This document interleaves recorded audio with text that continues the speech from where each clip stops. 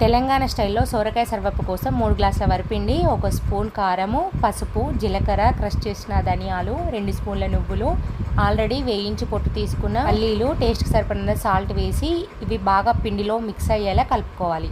Water తగిలినట్లయితే కారం mix కాదు.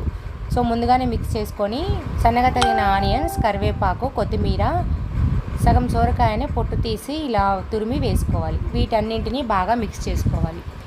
సొరకాయలో ఉండే తడి వల్ల పిండి కొద్దిగా మెత్తగా అవుతుంది. పిండి ముద్దగా రావడం కోసం 1 గ్లాస్ వేడి నీళ్ళను మరిగించి ఇలా ముద్దగా చేసుకోవాలి.